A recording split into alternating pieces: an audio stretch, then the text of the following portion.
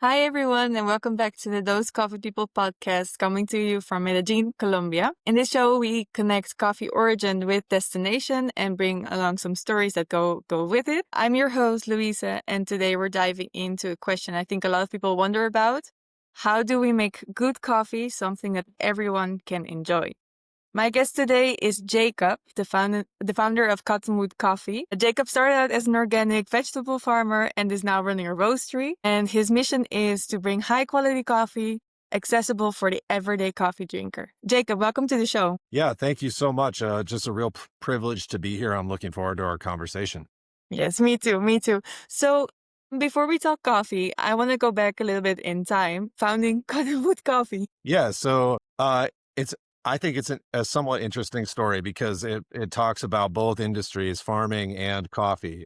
I went to college originally to be a doctor and then realized that was not my calling at all and switched my focus into biology and specifically ecology and sustainability. And when I moved back to South Dakota, where I am now, is when I started a small produce farm, organic produce farm. And uh, that was incredibly rewarding to me. I did community supporting agriculture and farmers markets and things like that, supplied restaurants. And the problem was, and so this was, over 20 to 25 years ago. And even today, the kind of local food scene in South Dakota is a little underdeveloped. And back then it was significantly underdeveloped. And so the markets were less robust and it was much harder to make a living that way. So I had devised a way, or I had started thinking about ways that I could supplement my farm income in the winter when we weren't very busy with the farm. And that's when I had been in college and was a coffee house regular. Is a daily part of my ritual. And so that's where that idea came from. I happened to be farming about 45 minutes outside of a small college town in South Dakota that didn't have a coffee house. And so it seemed like a pretty obvious fit. That's why I founded Cottonwood in the first place, because number one, I needed something to do in the winter that would produce some income, and number two, I really was missing the coffee culture that I had experienced in college myself. I think that's great. I mean, you're both you've experienced it from both sides, I guess, like from both the farming side as well as like the selling side, let's say. So I think that's a really wonderful way to get like a business started. How was that for you to get it started? Like, I mean, you started something in like a rural town. I think it was like a student town. I think you mentioned. Can you tell us a little bit more about that? I think I was lucky to not have any idea what I was doing, because maybe if I had more of an idea of what I was getting myself into, maybe I wouldn't have done it. I was young and I was ambitious and I was naive. And one thing I did was I shopped. I first of all, I wrote what I think was a really solid, thorough business plan, and initially tried to get funding through the traditional banking system and shopped my business plan around with a very kind of modest financial ask to a number of banks in my area, and they all said, "This looks great. We are pretty sure it's going to work, but we're not going to loan you any money," which is still to this day pretty typical for people that are trying to start coffee businesses, to run into financial hurdles. And so I did what a lot of people do, which is started looking at private investment and kind of the friends and family approach. And I was able to somebody actually offered to come in as a partner, and we opened our first location together. Yeah, he ended up being kind of a silent partner that then I ended up buying out 5-ish years later. But yeah, I mean, I had no, I ran an organic farm, but I don't really consider that significant business experience. And other than that, I had no real business background. And so it was all new to me. Definitely learned a lot of lessons over 20 years about how to run businesses and how to start them properly, and made through making many mistakes. But like entrepreneuring is something that, well, you learn as you go. I think Yeah. that's the way to go. I think that's the way to go. So how did your, like, let's say, the community of the town you lived in react to this business? Like how did that connect? Well, it was incredibly rewarding, actually, because there was a real need. I mean, it's a small town. The town itself is somewhere in the neighborhood of 20 to 25,000 people. Unlike other areas of the country of the United States, it's kind of a town and then rural around it. So there's not even regionally, it's very sparsely populated. But the university itself, South Dakota State University, has like 13,000 students and faculty. It's not the university is not that small. And so it seemed weird that there wasn't already a kind of traditional coffee house in that town. And so when we opened, it was incredibly well received. People were really excited. And it's one of the reasons why I love the coffee business is because it serves not only a need for a specific product, but also as, what we hear referred to as the third place, somewhere where we can build community. And Mm-hmm. that's incredibly important to me. And just seeing those types of uh, the community being built within something that I created was incredibly rewarding. And I'll give you a quick example. I had probably one of the best compliments ever in my career was from a woman that was a professor at the university. And she told me at some point after we had been open for a little while, a few years, she said that she pulled me aside and she said that prior to opening Cottonwood, she felt very isolated in our town, like she didn't have a community, like she was having a hard time making friends, and she wanted to leave and she was planning to leave. And then through Cottonwood, she found a group of people that she then became close friends with. She said she found her community. And then she proceeded to stay in our community for 20 years. And so I found that to be probably of the highest compliment, that what I had created served this very real emotional need for people to find like-minded individuals that they can form a community with. So do I understand then correctly that this town brings like a lot of people from other states as well? So probably a lot of people who do not know anyone else, just like this lady that you told me about. Yeah, it's actually really interesting because as far as a university, it draws heavily regionally. It's what we call a land grant university. It's a public university. And so it does draw very heavily from South Dakota high schools, Minnesota, Iowa, North Dakota. But it Right. also draws a lot of international students. And a lot of the international students that come become customers of ours and find a place that they can be outside of the university. And they're exactly what you're describing. They, a lot of times are removed from the community that they were accustomed to, that they grew up with or whatever. And so more isolated and does serve I think an important need, serves an important need for those people. And for, these kids that are coming out of high schools from the regional high schools, they're looking for community too. So Yes. it's really good. Right. Going somewhere, I guess, in that essence. Yes. So let's go back to the cafe and the coffee you're roasting, right?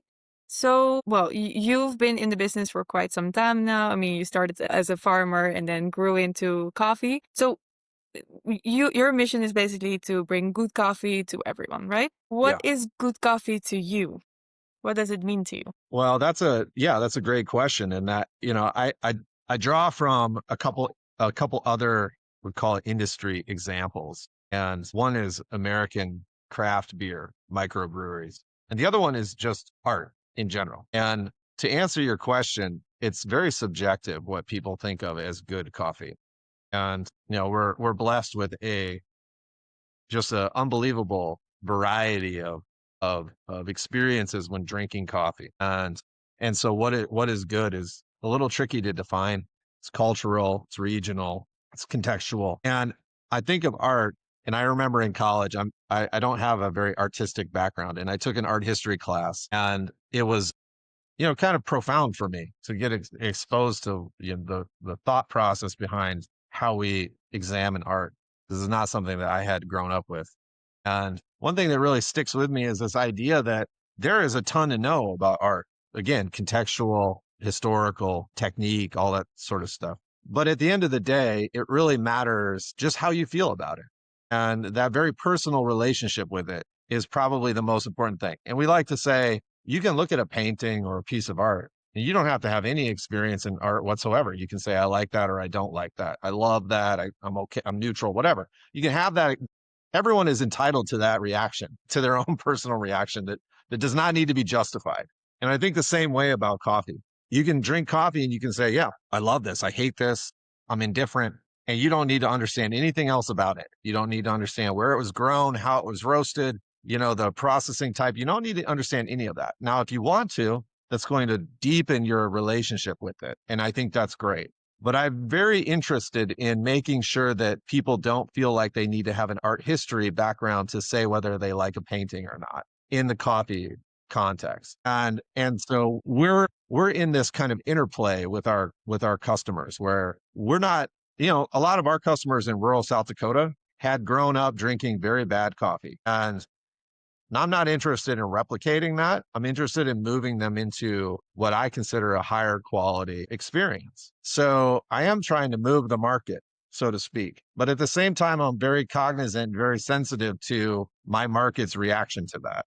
And so, for example, we roast a lot of what I like to call daily drinkers, which are balanced, medium to light roast. They're not going to be the blow your socks off, anaerobic processed, very fruit heavy types of coffees that we're going to see highlighted within the industry. But they're not going to be the charred to a crisp, mainstream style dark roast either.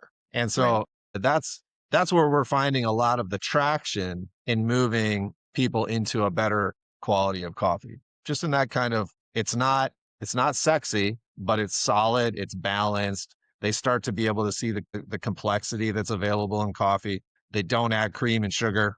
That's always the first sign that you've gotten somebody into the cult, is when they stop adding cream and sugar. You're like, okay, now we're going to take this places. So tell us a little bit more about that. Maybe about the journey you also see with your customers, like how they slowly start changing their behaviors towards, well, not adding that much milk and sugar or cream or whatever to the coffee, but more going for like a little bit more like classic, let's say. Well, so it's interesting because we see the journey the most acutely in people that we hire as baristas, because we don't have this deep pool of people with experience as baristas. So we're almost always taking someone with little to no experience and training them. And so they have the similar kind of experience to just being a consumer of coffee that reflects what my average consumer has. And so it's not very sophisticated. It's not very expansive. And so they'll a lot of times they'll be dark roast with cream and milk and sugar, or they'll be, a white mocha or something like that. Right. And it is inevitable that over time, within months, they're off the sugar drinks. They're not adding cream and sugar to their coffee. And I always chuckle to myself when you see them, needing to dial into the espresso better so that they can drink more straight espresso. These are the same people that, several months ago could only drink white mochas or something. And so and we don't force that. Within the way we approach consumers, our customers, we offer dark, light, decaf on drip at all times. And we don't make it, we try very hard not to be pretentious about it. And we keep our drip prices low. And this is a controversial thing, even within my area, we have free refills, bottomless in-house coffee, just to try to encourage that. And then we do promotions like free espresso. We have one day a week where we have free espresso, those types of things. So we don't push too heavy, but we make it very easy to move into that cycle of appreciating coffee. So how does your audience react to it? I mean, do you see a lot of people, for example, like coming back to it now, like changing their behaviors as well? I mean, I assume like you have like a college town, so like a lot of like college students who might already know how to drink coffee, who might not yet have the experience on like quality of coffee. Could you share a little bit more about that? Yeah, so we're intentional about it in our social media, in our marketing, and we're really, it's becoming a bit of a troubling trend. And I'm sure that yourself and many people that are going to watch this are aware that coffee shops, you see the marketing and you wonder, are you even a coffee shop anymore? Because you're seeing this rainbow of drinks that a lot of which don't even contain coffee anymore. And we're seeing that in the chains. We have a chain in our area and they're just they're well known now for what they call dirty sodas, and it's blank coffee. And then you look at their marketing and none of it is coffee. And like, okay, that's a little troubling. So we're intentional in our branding to make it coffee centric.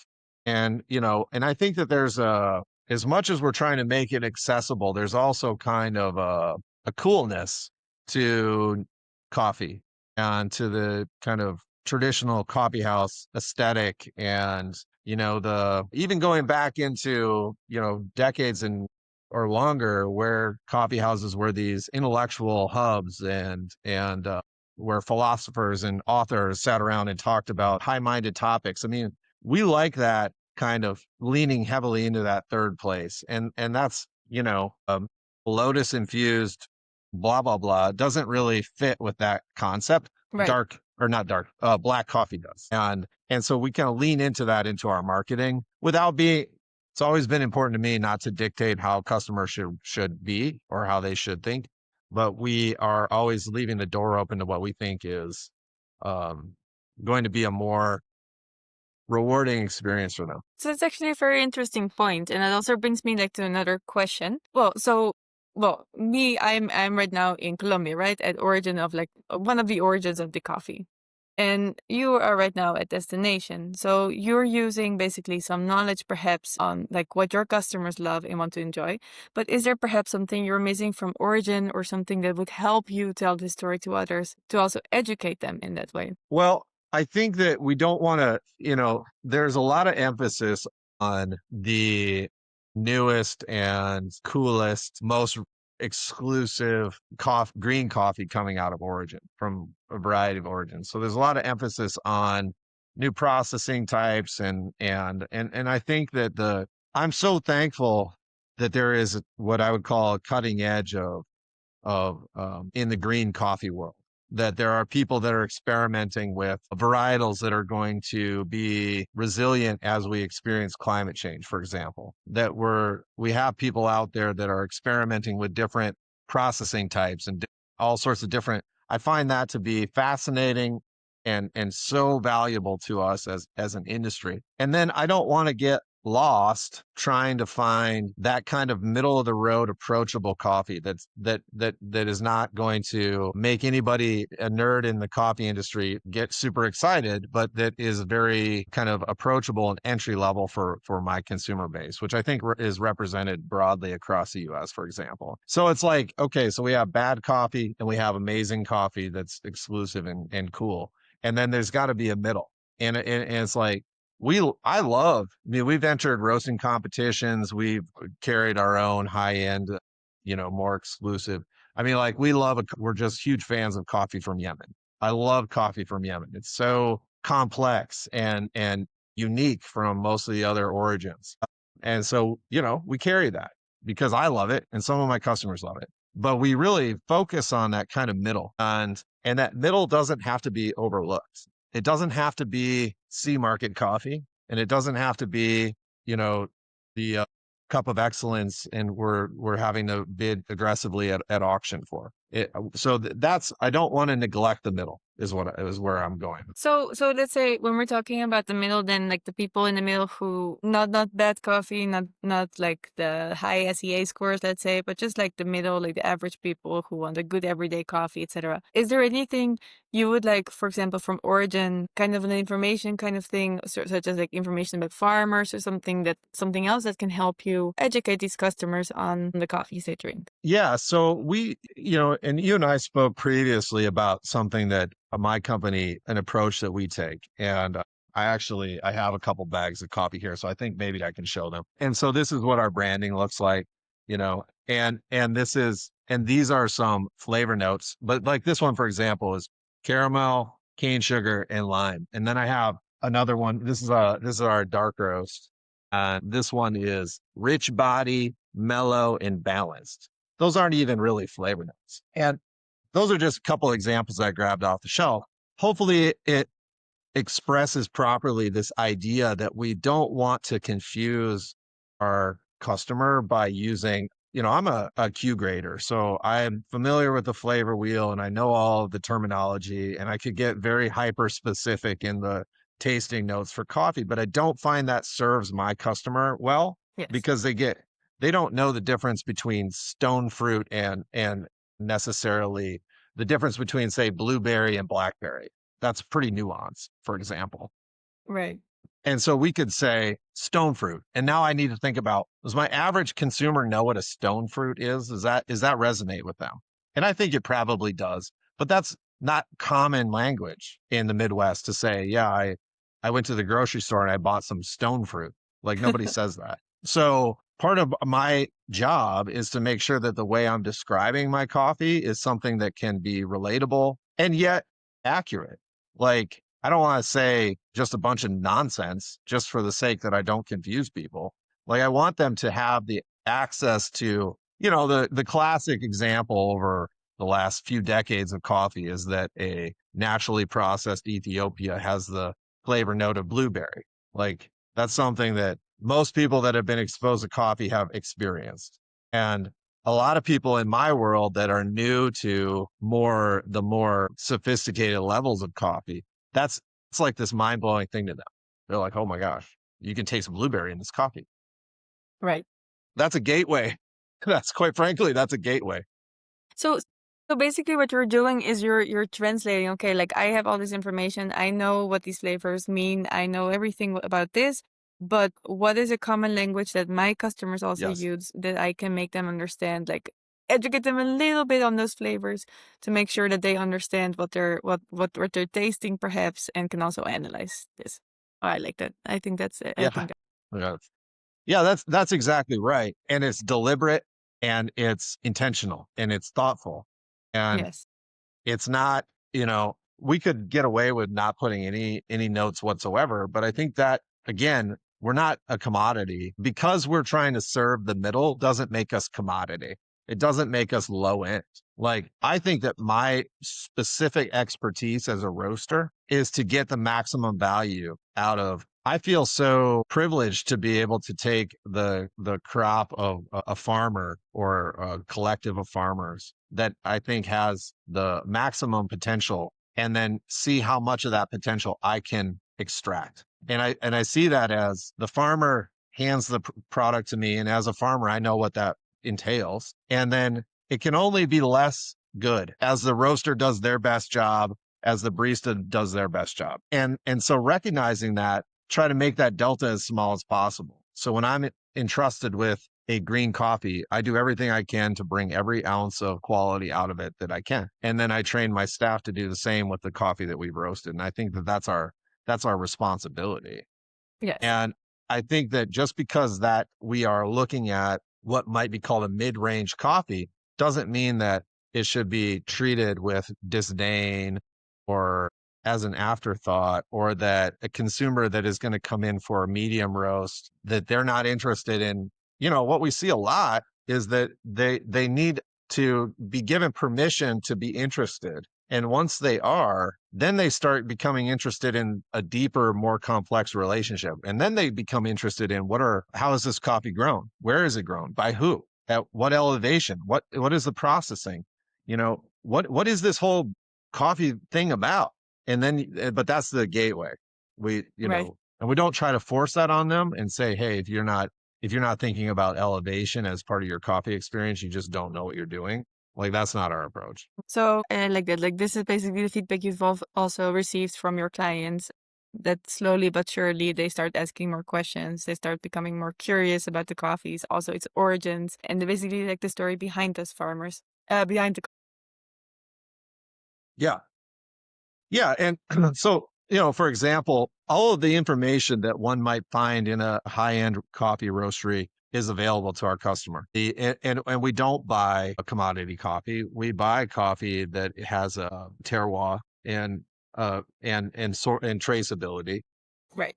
And so, when asked, all that information is there. When we market our coffee on e-commerce and whatnot, then that information is available. So, I have an incredibly high level of respect for how this coffee gets to us and how it's grown and what goes into that. Right. No, it takes a lot of effort, I think, but people are doing their best at Origin to make sure that the whole thing from A to Z goes goes smoothly and yeah, gets delivered to the destination. Like, great. Yeah, it's So incredible. I have another question. Basically, what is one tip you would give to listeners, say around the world, that are interested in getting to know better quality coffees, for example, do not want to like how you say like spend a lot of money on this? What would be a tip you would give to these listeners? Yeah, that's a really good question. I think, my recommendation, one of the things that frustrates me about the industry is, and I travel quite a bit as a consumer myself, and somebody I guess would probably qualify as a coffee expert. I know that if I go into a coffee shop and I'm intimidated by the menu or by the ordering process, that's probably a sign, that's probably a bad sign for a lot of less sophisticated coffee drinkers. And so that's a part of the equation for us, is that we really want to make sure that that as a consumer, just in their first impression, that we're very approachable, very accessible, not intimidating, not condescending.